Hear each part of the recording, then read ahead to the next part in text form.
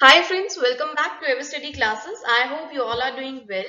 So guys, आज की 100 topic series में हम रिसर्च एप्टीट्यूड से जुड़े 5 ऐसे टॉपिक्स डिस्कस करने वाले हैं जो एग्जामिनेशन पॉइंट ऑफ व्यू से काफी इंपॉर्टेंट टॉपिक्स हैं, जिनमें से हमेशा सवाल पूछे ही जाते हैं। तो उन टॉपिक्स की कवरेज आज हम अपने सेशन में करने वाले हैं।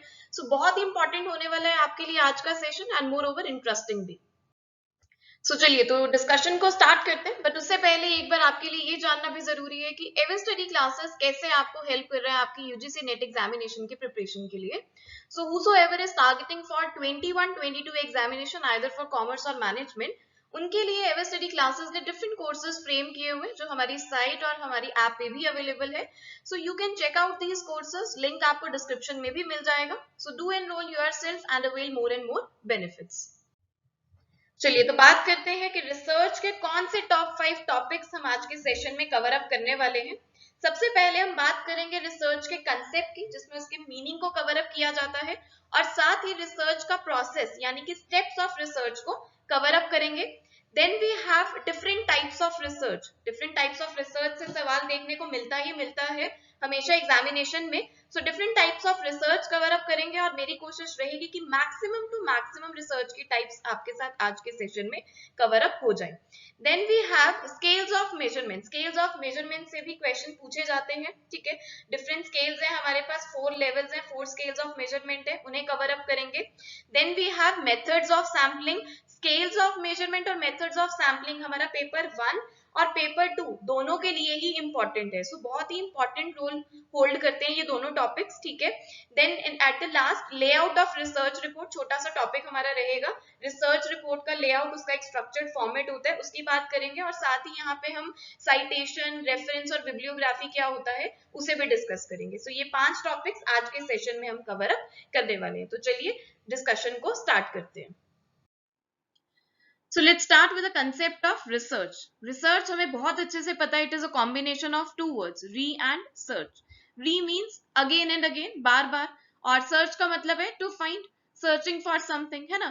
तो जब इन दोनों words को combine करते हैं then we'll get the term research. तो इसके अकॉर्डिंग रिसर्च का मतलब क्या निकल के आता है, किसी भी प्रॉब्लम को बार बार डिफरेंट तरीके से स्टडी करना, डिफरेंट डायमेंशन से स्टडी करना और उसका सॉल्यूशन फाइंड आउट करना इज कॉल्ड रिसर्च। वैसे रिसर्च काफी ब्रॉड टर्म है, डिफरेंट ऑथर्स ने अलग अलग तरीके से रिसर्च को डिफाइन किया है। किसी ने कहा है रिसर्च मींस नए फैक्ट्स इंट्रोड्यूस करना, नया फिनोमिना लेके आना, या फिर एग्जिस्टिंग फिनोमिना पे फैमिलियरिटी गेन करना, न्यू नॉलेज क्रिएट करना, एग्जिस्टिंग नॉलेज में न्यूनेस लेके आना, क्रिएटिविटी लेके आना, ये सब रिसर्च के दायरे में ही कवर अप होते हैं। And even research is careful, critical and unbiased investigation of a problem. इसके अलावा सिस्टमैटिक इंक्वायरी होती है रिसर्च, यानी कि सीरीज ऑफ स्टेप्स इन्वॉल्व होते हैं।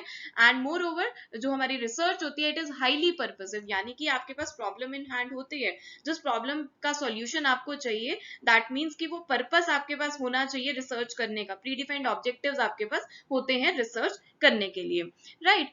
और इसके अलावा अगर हम बात करें कि रिसर्च टर्म में क्या कवर अप नहीं होता है, तो research is not simple gathering of information, है ना। सिंपल आप इंफॉर्मेशन कलेक्ट कर रहे हैं, उसे रीऑर्गेनाइज कर रहे हैं, रीअरेंज कर रहे हैं, रीस्टेट कर रहे हैं, तो इसे हम रिसर्च नहीं बोलेंगे, ठीक है। इससे आपका लर्निंग एक्सपीरियंस इंक्रीज हो रहा है, but it is not called as research. And even research is not made transportation of facts, इधर से उधर आपने फैक्ट्स ट्रांसपोर्ट कर दिए, रिव्यू ऑफ लिटरेचर पढ़ा, पैराफ्रेजिंग कर दी, पैराग्राफ्स ऊपर नीचे कर दिए, या फिर वर्ड्स के साथ खेले आप कि एक्टिव का पैसिव बना दिया, पैसिव का एक्टिव बना दिया, it is not refer to as research. Research is not a sales gimmick, ठीक है। तो ये आपको याद रखने कि रिसर्च के अंदर, रिसर्च टर्म के अंदर क्या क्या कवर अप नहीं होता है। इसके अलावा अगर हम बात करें कि अच्छी रिसर्च करने के लिए एक रिसर्चर के अंदर क्या क्वालिटीज होनी चाहिए, तो वो क्या क्या है। देखिए, researcher should be creative and having analytical mind, right. Sincerity होनी बहुत जरूरी है, ability to stay calm, patience होना बहुत जरूरी है, क्यूरियोसिटी ड्रिवन होना चाहिए, ग्रास्पिंग पावर अच्छी होनी चाहिए, दोनों तरह के कम्युनिकेशन स्किल्स अच्छे होने चाहिए, written and verbal communication skills, right. और जिस भी सब्जेक्ट एरिया में वो अपनी रिसर्च कर रहे हैं उस सब्जेक्ट एरिया की नॉलेज अच्छे से होनी चाहिए, टेक्निक्स और टूल्स जो उनके रिसर्च में एप्लीकेबल है उनकी नॉलेज होनी चाहिए, इन्फॉर्मेंस हमारे रिसर्च में कौन होने वाले हैं, रिस्पोंडेंट्स कौन है, उनकी नॉलेज होनी जरूरी है, उनसे फैमिलियरिटी होनी जरूरी है, और रिसर्चर को ऑनेस्ट और हार्डवर्क होना बहुत जरूरी है, क्योंकि research is a lengthy process, बहुत सारे सीरीज ऑफ स्टेप्स हैं, तो उसमें हार्डवर्किंग की जो क्वालिटी है वो बहुत जरूरी है। Now coming to the process of research, जैसा कि अभी हमने डिस्कस किया, research consist of series of steps involve होते हैं रिसर्च में। तो वो कौन कौन से स्टेप्स हैं देख लेते हैं। सबसे पहला स्टेप है डिफाइनिंग द रिसर्च प्रॉब्लम। तो जो भी एरिया ऑफ कंसर्न रिसर्चर के माइंड में चल रहा होता है, जो भी पर्टिनेंट इश्यूज रिसर्चर के माइंड में चल रहे होते हैं, जिस भी क्वेश्चन का वो आंसर करना चाहते हैं, सबसे पहले उसे डिफाइन करना होता है, ठीक है, उस प्रॉब्लम को डिफाइन करना होता है। Then review of literature conduct किया जाता है। रिव्यू ऑफ लिटरेचर का मतलब होता है जो भी पास्ट स्टडीज कंडक्ट हो चुकी हैं आपकी स्टडी से रिलेटेड, उनका रिव्यू करना। उसमें देखा जाता है कि क्या रिसर्च मेथोडोलॉजी यूज की गई थी, सैंपल साइज क्या रह चुका है, टूल्स एंड टेक्निक्स क्या यूज किए गए हैं, लिमिटेशंस क्या रह चुकी हैं स्टडी की, क्या ऑब्जेक्टिव्स वहां पे डिफाइन किए गए, तो इन सब का रिव्यू किया जाता है, ठीक है। तो review of the past studies is called review of literature. Review of literature, इसके अलावा आपको याद रखना है कि रिव्यू ऑफ लिटरेचर जो it is a continuous process in the whole process. Research problem define करने से लेकर रिसर्च रिपोर्ट प्रेजेंटेशन तक हमारा रिव्यू ऑफ लिटरेचर चलता रहता है। और रिव्यू ऑफ लिटरेचर के बेसिस पे ही रिसर्च गैप्स आइडेंटिफाई किए जाते हैं। रिसर्च गैप्स आइडेंटिफाई कर लिए और उसी के बेसिस पे रिसर्च ऑब्जेक्टिव्स को डिफाइन किया जाता है। रिसर्च ऑब्जेक्टिव्स का मतलब क्या होता है, नैरोइंग डाउन द स्टडी। जो आपकी रिसर्च प्रॉब्लम है उसे आप डिफरेंट ऑब्जेक्टिव्स में ब्रेक डाउन कर लेते हैं, ठीक है, उस ब्रॉड प्रॉब्लम को सॉल्व करने के लिए। और रिसर्च ऑब्जेक्टिव्स के बेसिस पे हाइपोथेसिस सेट की जाती है। हाइपोथेसिस यानी कि टेंटेटिव स्टेटमेंट्स, एजम्पशंस, जिसकी टेंटेबिलिटी को अभी टेस्ट करना होता है। अब टेंटेबिलिटी को टेस्ट करना है तो उसके लिए एक रिसर्च डिजाइन प्रिपेयर करना होता है, एक ओवरऑल प्लान तैयार करना होता है। तो रिसर्च डिजाइन को ब्लूप्रिंट बोला जाता है रिसर्च का, जिसमें हम सब कुछ डिफाइन करते हैं कि हमारा सैम्पलिंग मेथड क्या रहने वाला है, ठीक है, नॉन प्रोबेबिलिटी मेथड्स यूज करने हैं या फिर प्रोबेबिलिटी मेथड्स यूज करना है, वो आप स्कोप ऑफ द स्टडी के बेसिस पे, रिस्पोंडेंट्स टारगेट के बेसिस पे देखते हैं, ठीक है। सैंपल साइज हमारा क्या होगा, ठीक है, कैसे हमें टूल्स एंड टेक्निक्स यूज करने हैं, कौन से टूल्स एंड टेक्निक्स यूज करने हैं, वो सब कुछ रिसर्च डिजाइन में प्रिपेयर किया जाता है। और इसके बाद आप एक्चुअल ग्राउंड पे आते हैं, यानी कि आप अपनी डेटा कलेक्शन करेंगे। डेटा कलेक्ट जो किया है आपने वो रॉ फॉर्म में है, ठीक है। अब उसमें से एक्चुअल इंफॉर्मेशन एक्सट्रैक्ट करनी है तो उसे एनालाइज करना होगा।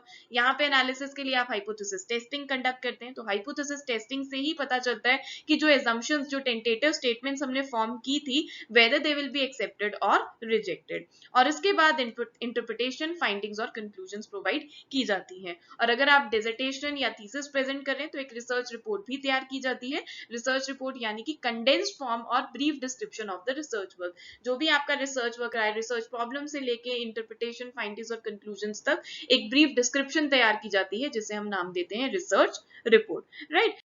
इसके अलावा आपको ये भी याद रखना है कि जो हमारी रिसर्च है, it is a voyage of discovery, एक जर्नी है फ्रॉम नॉन टू अननोन। यानी कि there is something which is known to us but still there is something which is unknown. तो एग्जिस्टिंग पीस ऑफ इंफॉर्मेशन से लेके new piece of information तक की journey है। चलिए, तो यहाँ पे हमारे पास स्टेप्स ऑफ रिसर्च से रिलेटेड क्वेश्चन है। डिफरेंट स्टेप्स गिवन है रिसर्च के और उन्हें आपको करेक्ट सीक्वेंस में अरेंज करना है। सबसे पहले यहाँ पे गिवन है आइडेंटिफिकेशन ऑफ रिसर्च प्रॉब्लम, उसके बाद गिवन है listing of research objectives, then given है कलेक्शन ऑफ डेटा, उसके बाद गिवन है मेथोडोलॉजी, फिफ्थ नंबर पे हमें यहाँ पे गिवन है डेटा एनालिसिस और लास्ट में गिवन है रिजल्ट्स एंड डिस्कशन। ये आपको कोड गिवन है, कोड में डिफरेंट सीक्वेंस दी गई है और आपको बताना है कि करेक्ट सीक्वेंस यहाँ पे क्या होने वाली है स्टेप्स ऑफ रिसर्च की। अभी हमने डिस्कस किया है, जल्दी जल्दी अपने आंसर्स शेयर करिए, क्या आंसर होने वाला है इस पर्टिकुलर क्वेश्चन का। एज पर द डिस्कशन, सबसे पहले मैंने आपको बताया कि आपको रिसर्च प्रॉब्लम को डिफाइन करना होता है और उसे आइडेंटिफाई करना होता है। तो आप देखिए, जो हमारा फर्स्ट स्टेप है, फर्स्ट नंबर पे कौन से कोड में गिवन है। ए और बी कोड में हमें गिवन है हमारा फर्स्ट स्टेप फर्स्ट नंबर पे। तो सी और डी तो यहाँ पे हमारे गलत हो जाते हैं। सी और डी तो एलिमिनेट हो गए, ठीक है। आगे बढ़ते हैं, रिसर्च प्रॉब्लम आइडेंटिफाई कर ली, डिफाइन कर लिया, उसके बाद आपको क्या करना होता है, कॉम्प्रिहेंसिव रिव्यू करना होता है पास्ट स्टडीज का। तो रिव्यू ऑफ लिटरेचर का स्टेप तो यहाँ पे गिवन नहीं है। तो रिव्यू ऑफ लिटरेचर के बेसिस पे आप अपने रिसर्च गैप आइडेंटिफाई कर लेते हैं, ठीक है, और उसके बेसिस पे आप अपने रिसर्च ऑब्जेक्टिव्स को लिस्ट करते हैं, रिसर्च ऑब्जेक्टिव्स फ्रेम करते हैं। तो अब देखिए, आपको जो आपका सेकंड स्टेप है वो कौन से नंबर पे गिवन है, सेकंड नंबर पे आना चाहिए। तो कौन से कोड में गिवन है सेकंड नंबर पे, ए और बी दोनों ही कोड में गिवन है, दोनों ऑप्शन में गिवन है। कोई बात नहीं, आगे बढ़ते हैं। रिसर्च ऑब्जेक्टिव्स की लिस्टिंग कर ली, फिर हम अपने रिसर्च हाइपोथेसिस सेट करते हैं और रिसर्च हाइपोथेसिस के बेसिस पे हम फर्दर अपनी रिसर्च मेथोडोलॉजी प्रिपेयर करते हैं, यानी कि अपना रिसर्च डिजाइन प्रिपेयर करते हैं। सो जो हमारा फोर्थ स्टेप है वो हमारा थर्ड नंबर पे आना चाहिए, ठीक है। तो बी ऑप्शन पे जो हमारा फोर्थ स्टेप जो यहाँ पे हमें गिवन है मेथोडोलॉजी वाला, वो हमारा थर्ड नंबर पे आना चाहिए। सो इस कोड में ऑप्शन बी में हमारे पास थर्ड नंबर पे गिवन है मेथोडोलॉजी, ठीक है। फिर उसके बाद कलेक्शन ऑफ डेटा होता है, एक्चुअल ग्राउंड पे आप आ जाते हैं, देन डेटा एनालिसिस और उसके बाद results and discussion. So accordingly यहाँ पे हमारा करेक्ट आंसर होता है ऑप्शन बी। चलिए बात करते हैं डिफरेंट टाइप्स ऑफ रिसर्च की। We have so many types of research, exhaustive list है।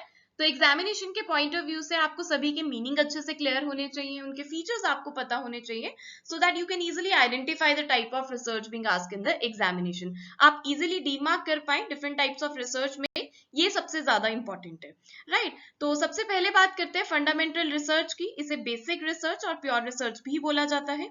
इस रिसर्च को यूज किया जाता है जब नॉलेज के बेस को बढ़ाना हो, एक्सपैंड करना, उसमें एडवांसमेंट लेके आनी हो। और कैसे बढ़ाया जाता है नॉलेज के बेस को? By formulating new theories, principles, ideas. देखिए फंडामेंटल रिसर्च का मेन फोकस ये रहता है why the things are happening and how the things are happening. तो ये सब स्टडी करके न्यू थियरीज, प्रिंसिपल्स फॉर्मुलेट किए जाते हैं, और जो थियरीज, प्रिंसिपल्स बनाए जाते हैं, यानी कि फंडामेंटल रिसर्च करके ये जो आउटकम्स निकलते हैं जिन्हें हम नाम देते हैं थियरीज, प्रिंसिपल्स, दे सीक्स जनरलाइजेशन। आप उसे कहीं पे भी अप्लाई कर सकते हैं, जैसे लॉ ऑफ डिमांड है ना, आप उसे डिफरेंट टाइप्स ऑफ प्रोडक्ट पे अप्लाई कर सकते हैं। न्यूटन्स लॉ ऑफ ग्रेविटेशन, ये भी सब जगह पे अप्लाई कर सकते हैं, है ना। तो outcomes of this particular type of research seeks generalisation. और वैसे भी आपने डिफरेंट टाइप्स ऑफ थियरीज पढ़ी होंगी, जैसे मोटिवेशन थियरीज है, मार्केटिंग की थियरीज है, सोशियोलॉजी थियरी, साइकोलॉजी से रिलेटेड थियरीज है, वो सब फंडामेंटल रिसर्च करके ही बनी है, ठीक है। और इसके अलावा कमर्शियल एप्लीकेशन के लिए यूज नहीं किया जाता है फंडामेंटल रिसर्च को। कमर्शियल एप्लीकेशन की बात तो अप्लाइड रिसर्च में की जाती है। अप्लाइड रिसर्च नाम से ही क्लियर हो रहा है कि जो बेसिक रिसर्च में थियरीज, प्रिंसिपल्स डेवलप की जाती हैं, उन्हें प्रैक्टिकल प्रॉब्लम सॉल्व करने के लिए जब यूज किया जाता है, उन्हें अप्लाई किया जाता है, तो उसे नाम दिया जाता है अप्लाइड रिसर्च का। तो हम बोल सकते हैं कि जो फंडामेंटल रिसर्च है, they form basis for the many applied researches. Applied research को डिसीजनल रिसर्च भी बोला जाता है। बट अप्लाइड रिसर्च के जो आउटकम्स निकल के आते हैं, जो हम डिसीजन लेते हैं, जो सॉल्यूशंस निकल के आते हैं, दे does not seeks for generalization, because जो problems होती हैं, जो practical problems होती हैं, they are related to the specific area.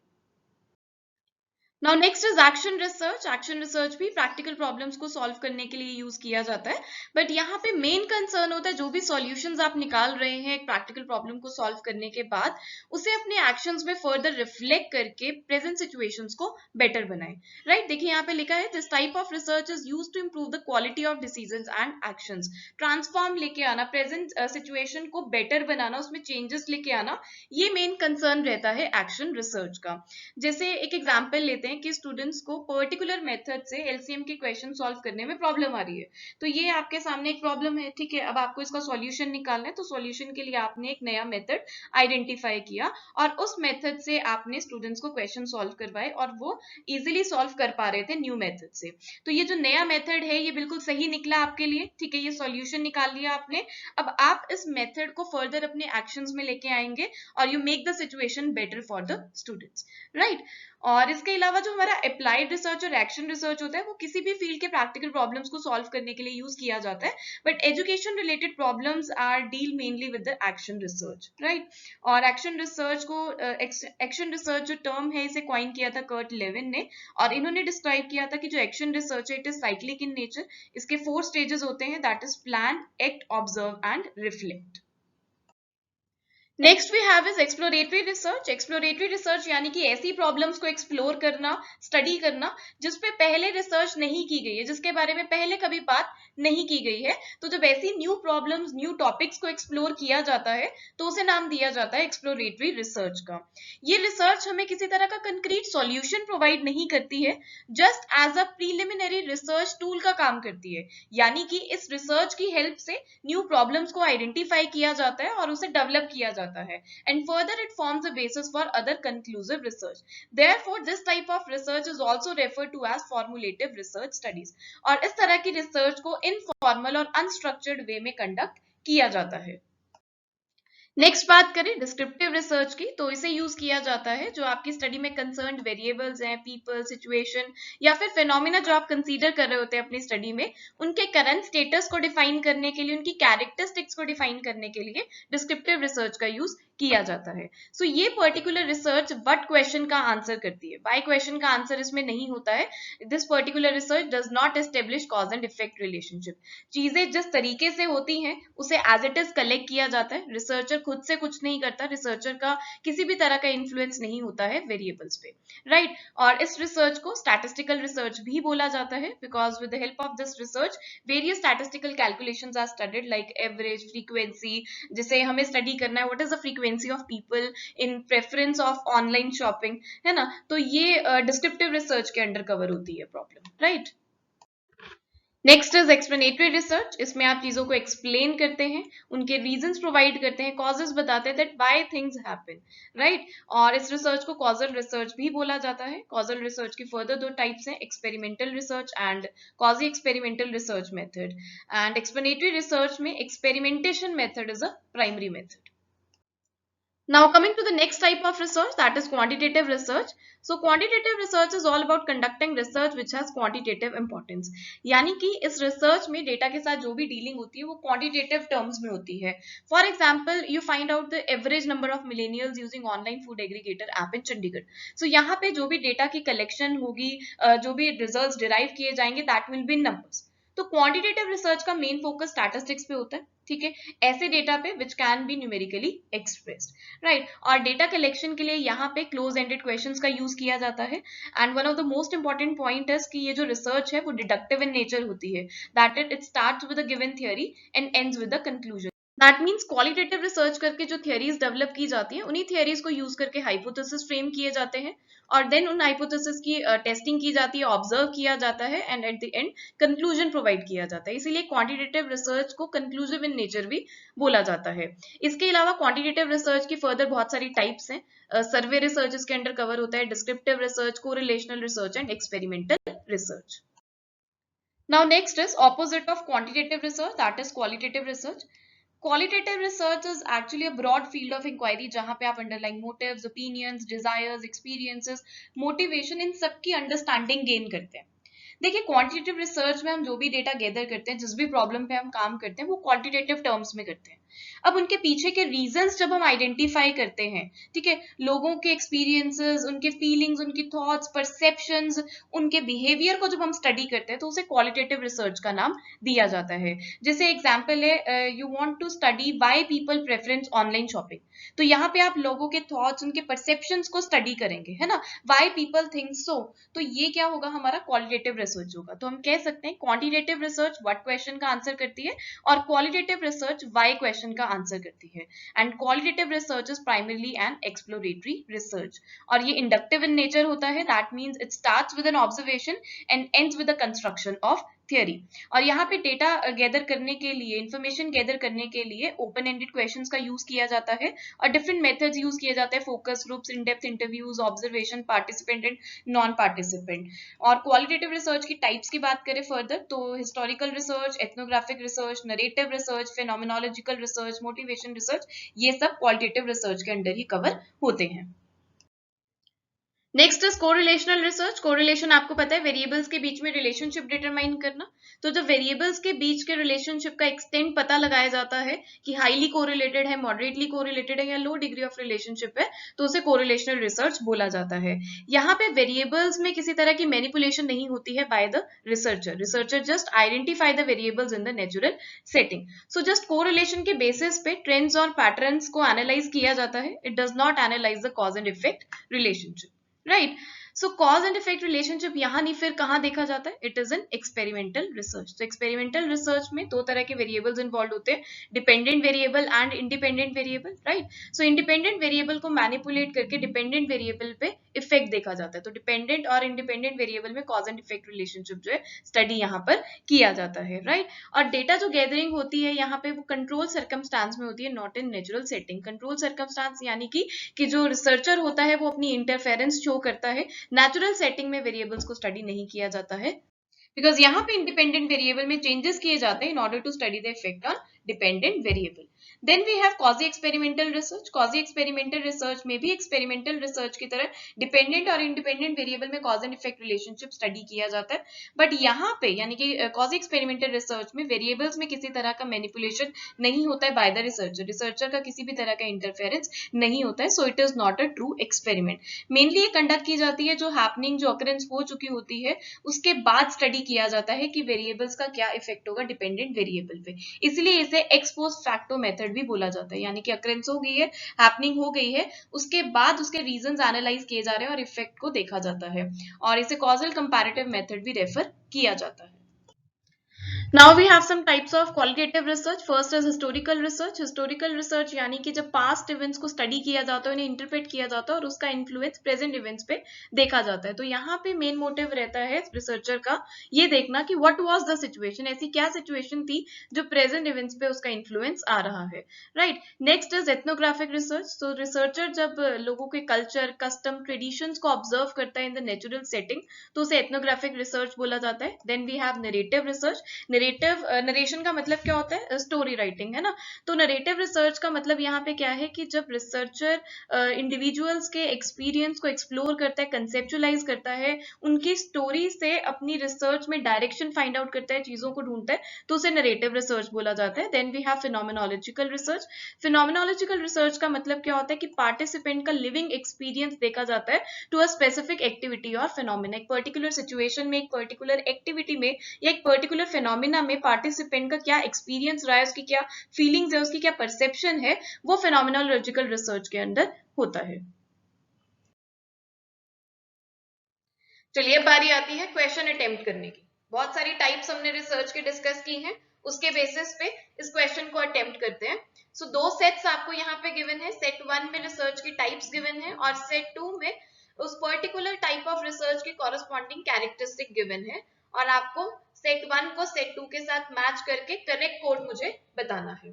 So set 1 में हमारे पास फंडामेंटल रिसर्च गिवन है, अप्लाइड रिसर्च, एक्शन रिसर्च और इवैल्यूएटिव रिसर्च गिवन है, और यहाँ पे उसकी कॉरेस्पॉन्डिंग कैरेक्टरिस्टिक्स गिवन है। बहुत इजी क्वेश्चन है, फटाफट से मुझे बताइए क्या आंसर होने वाला है इसका। तो चलिए देख लेते हैं कैरेक्टरिस्टिक्स में क्या क्या गिवन है। Finding out the extent of perceived impact of an intervention, then हमें गिवन है developing an effective explanation through theory building. So theory building की जहां पे भी बात की जाती है, थियरी फॉर्म करने की बात जहां की जाती है, वो हमारा फंडामेंटल रिसर्च के साथ मैच हो जाता है। सो इसका मतलब ये हुआ कि जो हमारा ए है वो 2 के साथ मैच किया जाएगा। सो आप कोड में देखिए कौन से ऑप्शन में ए को 2 के साथ मैच किया जा रहा है। सो एक तो ए ऑप्शन में और डी ऑप्शन में, तो उसके अकॉर्डिंगली बी और सी तो यहाँ पे हमारा एलिमिनेट हो जाता है। अब आपको ए और डी ऑप्शन को ही देखना है, ठीक है। अब यहाँ पे देखिए ए ऑप्शन में बी को 4 के साथ मैच किया जा रहा है और डी ऑप्शन में बी को 3 के साथ मैच किया जा रहा है। बी है क्या? अप्लाइड रिसर्च गिवन है। तो चलिए देखते हैं अप्लाइड रिसर्च हमारा किसके साथ मैच होगा। सो बी का पहले हम 4 के साथ देख लेते हैं, exploring the possibility of a theory for use in various situations. बिल्कुल अप्लाइड रिसर्च का मतलब क्या होता है कि जो हमने थियरी बिल्ड की है फंडामेंटल रिसर्च में, फंडामेंटल रिसर्च के थ्रू उस थियरी को हम डिफरेंट सिचुएशंस में अप्लाई करके प्रॉब्लम को सॉल्व करेंगे, ठीक है ना। वेरियस सिचुएशंस में उसकी एप्लीकेबिलिटी देखेंगे, तो बिल्कुल हमारा बी 4 के साथ मैच होगा। तो यहाँ पे हमें ए ऑप्शन ठीक होता दिखाई दे रहा है। आगे चलते हैं। एक्शन रिसर्च क्या होता है? एक्शन रिसर्च इंप्रूवमेंट की बात करते हैं कि आपको प्रेजेंट सिचुएशन को, एग्जिस्टिंग सिचुएशन को इंप्रूव करना है, उसमें चेंजेस लेके आने, उसे बेटर बनाना है। तो देखते हैं कौन से ऑप्शन में इंप्रूवमेंट की बात की गई है। थर्ड ऑप्शन में यहाँ पे थर्ड सेट, जो सेट 2 का थर्ड है, उसमें इंप्रूवमेंट की बात की गई है। तो बिल्कुल सी हमारा 3 के साथ मैच होगा। तो यहाँ से हमें श्योरिटी हो गई है कि हमारा ए कोड जो है वो बिल्कुल ठीक होने वाला है। बट फिर भी हम इवैल्यूएटिव रिसर्च को भी देख लेते हैं। इवैल्यूएटिव रिसर्च का मतलब होता है कि इवैल्यूएट करना। क्या इवैल्यूएट करना? कि जो भी हमारा प्रोग्राम बनाया गया है वो कितना आउटकम लेके आ रहा है, कितना बेनिफिट लेके आ रहा है, किस एक्सटेंट तक उसका इम्पैक्ट हो रहा है, ठीक है। तो वो हमें बता रहा है हमारा यहाँ पे first, finding out the extent of perceived impact of an intervention. तो डी हमारा मैच होगा यहाँ पे 1 के साथ। तो अकॉर्डिंगली करेक्ट आंसर है यहाँ पे ऑप्शन ए। अब आते हैं स्केल्स ऑफ मेजरमेंट पे। सो स्केल्स ऑफ मेजरमेंट बेसिकली हमें ये बताता है कि जो डेटा हमने कलेक्ट किया है उनको मेजर कैसे करना है। तो डेटा क्वालिटेटिव नेचर का भी हो सकता है और क्वांटिटेटिव नेचर का भी हो सकता है। क्वांटिटेटिव डेटा जिनकी खुद की अपनी न्यूमेरिकल वैल्यू होती है, जिन्हें नंबर्स में एक्सप्रेस किया जाता है। क्वालिटेटिव डेटा जैसे सेटिस्फैक्शन, हैप्पीनेस, ब्यूटी, ये सब क्वालिटेटिव डेटा है, नॉन न्यूमेरिक नेचर के होते हैं।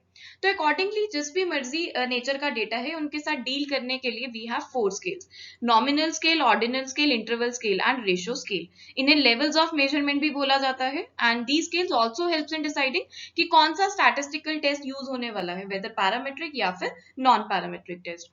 तो पहले बात करते हैं नॉमिनल स्केल की। सो नॉमिनल स्केल क्वालिटेटिव वेरिएबल्स को मेजर करने के लिए यूज किया जाता है। ये फर्स्ट लेवल्स ऑफ मेजरमेंट्स होते हैं जहां पर वेरिएबल्स के एट्रीब्यूट्स को लेबल असाइन किया जाता है इन द फॉर्म ऑफ नंबर्स।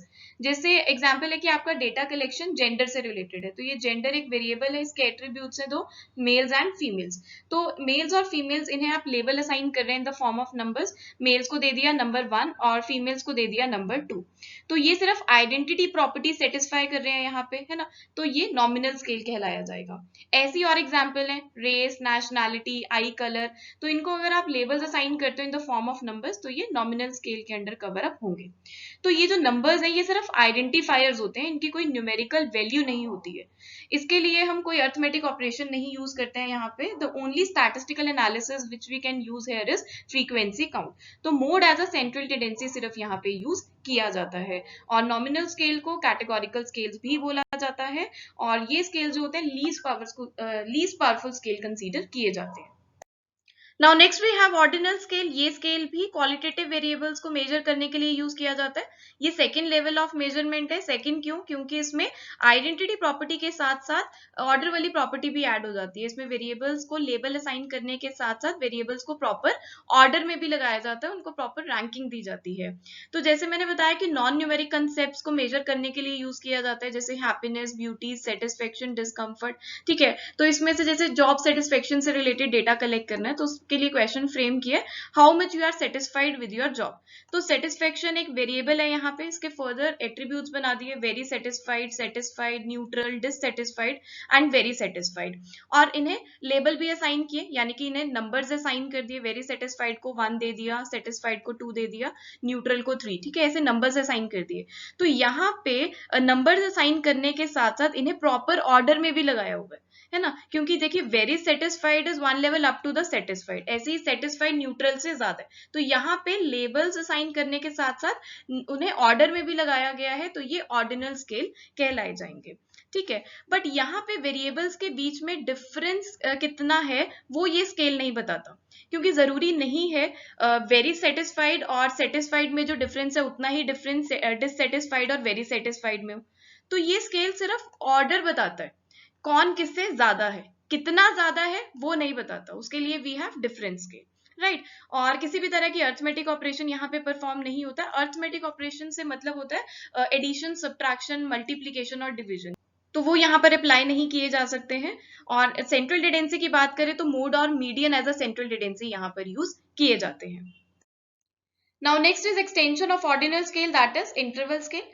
इस स्केल को क्वांटिटेटिव वेरिएबल्स मेजर करने के लिए यूज किया जाता है। ये थर्ड लेवल ऑफ मेजरमेंट है जहां पे हमारे पास 3 प्रॉपर्टीज आ जाती हैं, आइडेंटिटी वाली प्रॉपर्टी, ऑर्डर वाली प्रॉपर्टी और एक और नई प्रॉपर्टी ऐड हो जाती है यहाँ पे, इक्वल इंटरवल्स वाली प्रॉपर्टी। इक्वल इंटरवल से हमारा यहाँ पे क्या मतलब है कि जो वैल्यूज हैं उनके बीच का डिफरेंस हमें पता होता है। यहाँ पे वैल्यूज के बीच में डिफरेंस होता है और वो डिफरेंस जो है हम आइडेंटिफाई कर सकते हैं यहाँ पे, एंड मोस्टली इक्वल डिफरेंस होता है। ठीक है, जैसे टेम्परेचर स्केल है, बेस्ट एग्जाम्पल है इंटरवल स्केल का। इसमें हमारे पास 10 डिग्री, 20 डिग्री, 30 डिग्री ऐसे टेम्परेचर है जो प्रॉपर ऑर्डर में होता है ना, क्योंकि 20 डिग्री जो है वो 10 डिग्री से ज्यादा है, ऐसी 30 डिग्री 20 डिग्री से ज्यादा है, तो यहाँ पे प्रॉपर ऑर्डर है टेम्परेचर का। इसी के साथ साथ ये जो वैल्यूज हैं, इन वैल्यूज के बीच में जो गैप है वो भी हमें पता है ना, क्योंकि 10 डिग्री 20 डिग्री माइनस 10 डिग्री तो ये कितना हुआ 10 डिग्री, ऐसे ही 30 डिग्री माइनस 20 डिग्री ये कितना हुआ 10 डिग्री। तो यहाँ पे आप देखिए कि जो गैप है, जो डिफरेंस है वैल्यूज के बीच में, वो हम आइडेंटिफाई कर सकते हैं और जो डिफरेंस है वो इक्वल है।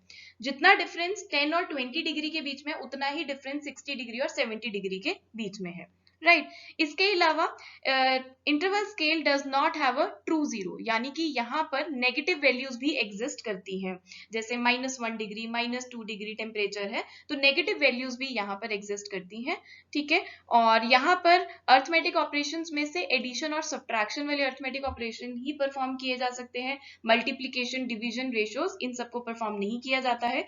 सेंट्रल टेंडेंसी की बात करें तो मीन मीडियन मोड तीनों ही यूज किए जाते हैं। मेजर्स ऑफ डिस्पर्जन में स्टैंडर्ड डेविएशन रेंज इन सबको यूज किया जा सकता है।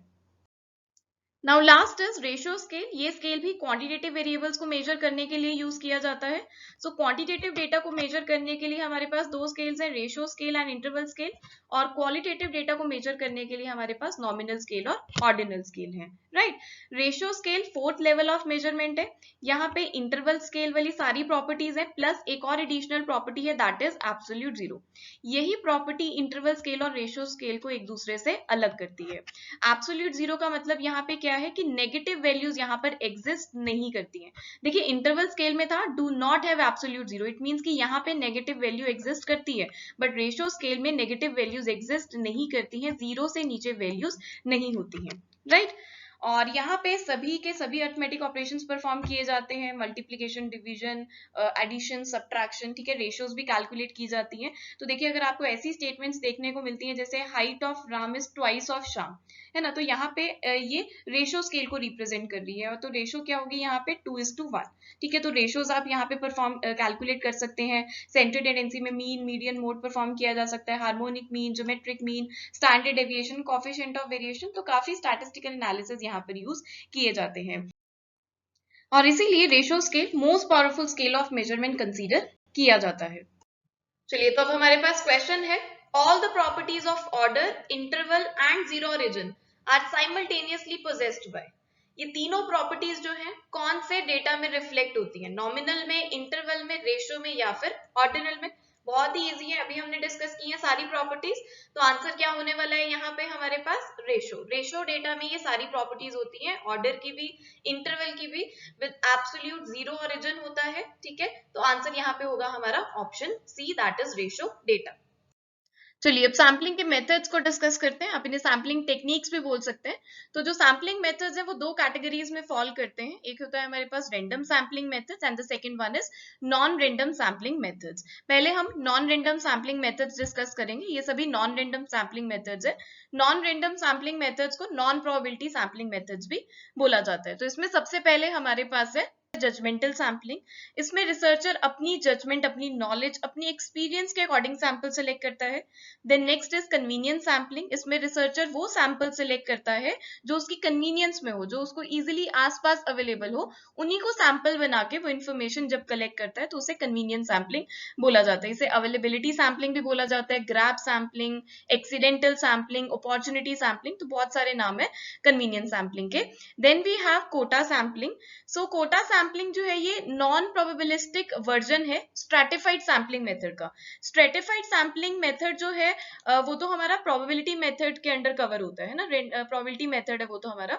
तो जो प्रोसीजर स्ट्रैटिफाइड सैम्पलिंग मेथड के लिए यूज किया जाता है वही सेम डिट्टो कोटा सैम्पलिंग के लिए फॉलो किया जाता है, बट कोटा में जो सैंपल सिलेक्ट करने का तरीका होता है वो नॉन रैंडम होता है।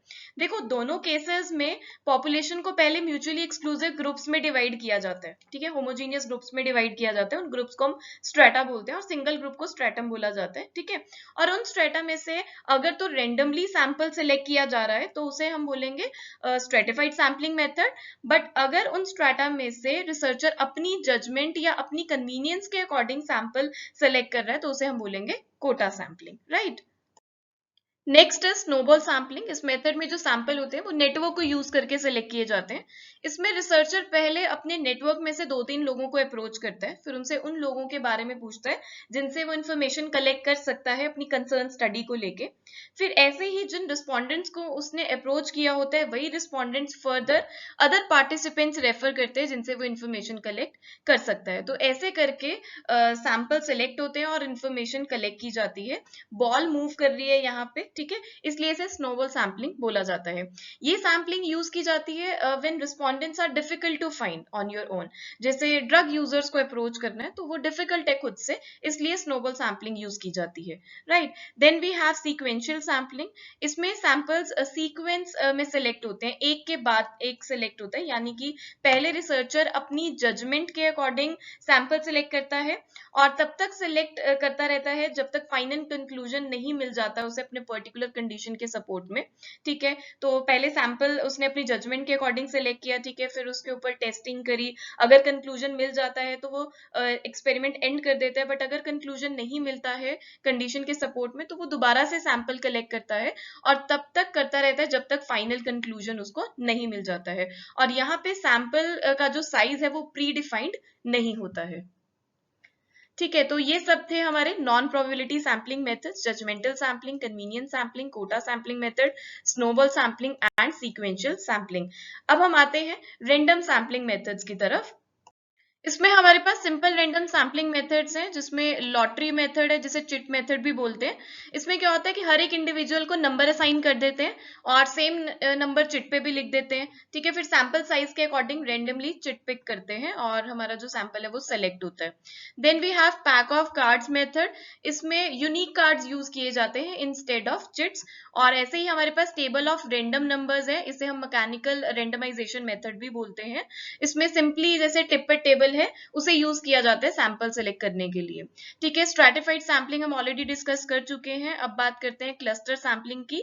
तो इसमें क्या होता है कि होल पॉपुलेशन को हेट्रोजीनियस ग्रुप्स में डिवाइड किया जाता है। स्ट्रैटिफाइड सैम्पलिंग में होल पॉपुलेशन को होमोजीनियस ग्रुप्स में डिवाइड किया जाता है, but in cluster sampling method whole population को हेट्रोजीनियस ग्रुप्स में डिवाइड किया जाता है, जिसे हम बोलते हैं क्लस्टर्स, ठीक है। फिर उन्हीं क्लस्टर्स में से रेंडमली सैंपल सेलेक्ट करते हैं और उन सैंपल्स की कंप्लीट एनिमरेशन स्टडी की जाती है, उसे हम क्लस्टर सैम्पलिंग मेथड बोलते हैं। और अगर कंप्लीट स्टडी पॉसिबल नहीं है सिलेक्टेड ग्रुप्स की तो उसमें से फर्दर कुछ बेसिस के अकॉर्डिंग सैंपल सिलेक्ट किए जाते हैं फर्दर, ठीक है। स्मॉल सैंपल बनाया जाता है और उसे स्टडी किया जाता है, तो उसे हम नाम दे देते हैं मल्टी स्टेज सैम्पलिंग का। ऐसे ही हमारे पास एक मल्टी फेज सैम्पलिंग भी होती है, जिसको बच्चे मल्टी स्टेज सैम्पलिंग के साथ कंफ्यूज कर देते हैं। मल्टी फेज सैम्पलिंग में क्या होता है कि जो रिक्वायर्ड इंफॉर्मेशन होती है वो लार्ज सैंपल ऑफ यूनिट से कलेक्ट की जाती है और जो हमारी एडिशनल इंफॉर्मेशन होती है वो सब सैंपल से कलेक्ट की जाती है, either at the same time और एट लेटर स्टेज। इसके बाद है सिस्टमैटिक सैम्पलिंग मेथड, जिसमें सैंपल सबसे पहले रेंडमली सेलेक्ट किया जाता है इंटरवल के अकॉर्डिंग, ठीक है। पहले सबसे पहले यहाँ पे इंटरवल डिटरमाइन किया जाता है एडवांस में। कैसे हम कैलकुलेट करते हैं, capital N divided by small N. Capital N is total population, total size of the population, and N is the sample size. इसके अकॉर्डिंग हम क्या करते हैं, इंटरवल अपना कैलकुलेट कर लेते हैं और जो हमारा इंटरवल होता है उसमें सबसे पहले हम रेंडमली सैंपल सेलेक्ट करते हैं और उसके बाद फिक्स इंटरवल के बेसिस पे यानी कि प्री डिटरमाइंड पैटर्न के अकॉर्डिंग फर्दर सैंपल सेलेक्ट किए जाते हैं, ठीक है। तो इसके लिए बट ये याद रखना है कि पॉपुलेशन को पहले सबसे पहले ऑर्डर में लगाया जाता है, चाहे न्यूमेरिकली, ज्योग्राफिकली या फिर अल्फाबेटिकली ऑर्डर में लगाया जाता है और उसके बाद इंटरवल के बेसिस पे सैंपल सेलेक्ट किए जाते हैं, ठीक है। तो ये थे हमारे रेंडम सैम्पलिंग मेथड्स, ठीक है। Simple random sampling method, stratified, cluster, multi stage, multi phase and systematic sampling method. Multi phase जो है वो एक सिंपली रिसर्च डिजाइन है, बस आपको ये याद रखना है, ठीक है। चलिए, तो ऑलमोस्ट सभी मेथड, सभी टेक्निक्स हमने सैम्पलिंग की डिस्कस की हैं। अब उसके बेसिस पे एक क्वेश्चन अटेम्प्ट करते हैं। Which type of sampling is appropriate when the population consists of well-defined groups such that the elements within each group are homogeneous and between each group they are heterogeneous? Question में पूछा गया है कि कौन सा sampling technique है जिसमें population को होमोजीनियस ग्रुप्स में डिवाइड किया जाता है, लेकिन ये जो ग्रुप्स हैं आपस में एक दूसरे के साथ हेट्रोजीनियस है, मतलब कि between each group heterogeneous features इसमें इन्वॉल्व है। सो वो कौन सी सैम्पलिंग टेक्निक है, cluster sampling, simple random sampling, stratified sampling या फिर जजमेंट सैम्पलिंग? जल्दी से अपने आंसर्स शेयर करिए, क्या आंसर यहाँ पे होने वाला है। सो करेक्ट आंसर यहाँ पे होगा स्ट्रेटिफाइड सैम्पलिंग। स्ट्रेटिफाइड सैम्पलिंग में हम स्ट्रेटास फॉर्म करते हैं। स्ट्रेटास का मतलब क्या होता है कि ग्रुप्स में डिवाइड करना पॉपुलेशन को, और वो जो ग्रुप्स होते हैं वो होमोजीनियस नेचर के होते हैं, ठीक है। जैसे हम कॉलेज का एग्जांपल लेते हैं, कॉलेज में हमने डिफरेंट स्ट्रीम्स को डिवाइड कर दिया, जैसे साइंस स्ट्रीम ले ली, आर्ट्स स्ट्रीम ले लिया हमने, और कॉमर्स स्ट्रीम ले ली, ठीक है। तो ये हमने क्या किया है, होमोजीनियस ग्रुप्स बना लिए। लेकिन यहाँ पे जो हमारे पास फर्दर जो पॉपुलेशन है, जैसे गर्ल्स और बॉयज की या मेल्स और फीमेल्स कह लो, वो तो हेट्रोजीनियस है ना। तो ये कौन सी सैम्पलिंग टेक्निक है, हमारी स्ट्रेटिफाइड सैम्पलिंग। अगर हम ये कहते हैं कि पॉपुलेशन को हेट्रोजीनियस ग्रुप्स में डिवाइड किया, तो हेट्रोजीनियस ग्रुप्स में डिवाइड करने वाली टेक्निक तो हमारी होती है क्लस्टर सैम्पलिंग, राइट। यहाँ पे होमोजीनियस में डिवाइड किया है, तो आंसर क्या होगा, स्ट्रेटिफाइड सैम्पलिंग। जो हमारा ग्रुप है वो होमोजीनियस होगा, लेकिन विद इन ईच ग्रुप जो है दे आर हेट्रोजीनियस। चलिए अब बढ़ते हैं लेआउट ऑफ रिपोर्ट राइटिंग की। सो रिपोर्ट राइटिंग का लेआउट जो है वो 3 सेक्शंस में डिवाइडेड है। First is preliminary section, second is main body, and third one is end section. Preliminary section में title page, acknowledgement page, endorsement page, acceptance page, table of contents, tables, figures, abbreviations की listing और even abstract भी preliminary section में ही cover up किया जाता है। इसके बाद आता है मेन बॉडी, जिसमें प्रॉपर चैप्टराइजेशन की जाती है। फर्स्ट चैप्टर होता है इंट्रोडक्शन का, जिसमें टॉपिक की सिग्निफिकेंस और जस्टिफिकेशन दी जाती है, प्रॉब्लम स्टेटमेंट को डिस्कस किया जाता है, प्रॉब्लम की इंपॉर्टेंस को डिस्कस किया जाता है, ऑब्जेक्टिव्स अपने डिफाइन किए जाते हैं, आपके टॉपिक से रिलेटेड इंपॉर्टेंट टर्म्स जो होती है उसे एक्सप्लेन किया जाता है, कंसेप्चुअल और थ्योरेटिकल फ्रेमवर्क भी यहीं पे डिस्कस किया जाता है, ठीक है। उसके बाद बी पार्ट या बी चैप्टर हम कह सकते हैं रिव्यू ऑफ लिटरेचर का है। Then third one is research methodology, उसके बाद result and analysis of data आता है, उसके बाद कंक्लूजन्स एंड रिकमेंडेशंस को डिस्कस किया जाता है, और एफ पार्ट हमारे पास है समरी का, ठीक है। तो ये सब चैप्टराइजेशन मेन बॉडी के अंदर होती है। लास्ट है हमारे पास एंड सेक्शन, जिसमें आता है रेफरेंसेस और बिब्लियोग्राफी, और साथ में एनेक्सेस प्रोवाइड किए जाते हैं। इसमें हम पब्लिकेशंस अगर आपकी कोई है तो उसकी लिस्टिंग की जाती है, क्वेश्चनर आपने यूज किया प्राइमरी डेटा को कलेक्ट करने के लिए वो अटैच किया जाता है, और साथ ही साथ ग्लॉसरी भी एनेक्सेस में ही प्रोवाइड की जाती है। तो ये बहुत इंपॉर्टेंट है रिपोर्ट राइटिंग का लेआउट, ठीक है। और थीसिस की बात करें या डेजर्टेशन की बात करें तो मेनली जो हमारा जनरल फॉर्मेट होता है वो यही फॉलो किया जाता है। रेस्ट डिपेंड्स ऑन द कि यूनिवर्सिटी की गाइडलाइंस क्या है। इसके बाद बात करते हैं साइटेशन, रेफरेंस और बिब्लियोग्राफी की। सो साइटेशन क्या होता है, साइटेशन एक तरीका होता है रीडर्स को बताने का कि आपके जो पर्टिकुलर रिसर्च वर्क में एक सर्टेन मटेरियल जो यूज किया है वो किसी और सोर्स से लिया गया है, ठीक है। साइटेशन का मतलब क्या होता है, गिविंग क्रेडिट टू इंडिविजुअल्स। एक रेफरेंस होता है to the source of information जो आपके रिसर्च में यूज किया गया है। अब साइटेशन की कैसे जाती है, ऑथर का लास्ट नेम लिखा जाता है फॉलोड बाय द ईयर, ठीक है। अगर 2 या 2 से ज्यादा साइटेशंस हैं तो उसे क्रोनोलॉजिकल ऑर्डर में लगाना चाहिए। अगर 2 ऑथर्स हैं तो 2 ऑथर्स को आपको सेपरेट करना है एंड से। 3 या 3 से ज्यादा ऑथर्स हैं एक पर्टिकुलर रिसर्च पेपर में, और आप उस पर्टिकुलर रिसर्च पेपर को अपने रिसर्च वर्क के लिए यूज करें, तो आप साइटेशन कैसे देंगे, फर्स्ट ऑथर का नाम लिखेंगे followed by the at all word use करेंगे आप उसके लिए, ठीक है। और अगर 2 या 2 से ज्यादा पेपर सेम ऑथर ने सेम ईयर में दिए हुए हैं तो उसके लिए आप क्या करेंगे, अल्फाबेट्स यूज कर सकते हैं, डिफरेंट लेटर्स यूज कर सकते हैं, और उसी को आपने रेफरेंस लिस्ट में भी बताना है। जैसे आप ए बी यूज कर रहे हो या 1 2 यूज कर रहे हो तो उसको आपको क्या करना है, रेफरेंस लिस्ट में भी बताना है। अब बात आती है रेफरेंस क्या है। Reference is the detail list of references that are cited in your work. जो इंटेक्स साइटेशन है, जो भी आपने साइटेशन अपने रिसर्च वर्क में दी है उसकी लिस्टिंग को, डिटेल लिस्ट को हम रेफरेंस बोलते हैं, राइट। और बिब्लियोग्राफी क्या है, bibliography is detail list of references cited in your work, यानी कि रेफरेंसेस प्लस आपकी अगर कोई बैकग्राउंड रीडिंग्स हैं या कोई और मटेरियल जो है आपने एक्चुअली में साइट नहीं किया है पर उसे इनडायरेक्टली यूज किया है, वो भी जब आप उसकी भी लिस्टिंग जब आप देते हैं रेफरेंसेस के साथ साथ, तो वो हमारी बन जाती है बिब्लियोग्राफी। जैसे आपने कोई ब्लॉग्स यूज किए हैं, कोई फॉरम्स कोई यूज किया है, कोई फिल्म, टेलीविजन या कोई वीडियो आपने रेफर की है अपने रिसर्च वर्क के लिए, बट आपने उसे साइट नहीं किया है पर इनडायरेक्टली वो आपके रिसर्च वर्क में आपको उसमें हेल्प मिली है, तो उसे आप क्या करेंगे, आप बिब्लियोग्राफी में प्रोवाइड करेंगे, राइट। चलिए अब हमारे पास रिपोर्ट राइटिंग से रिलेटेड क्वेश्चन है।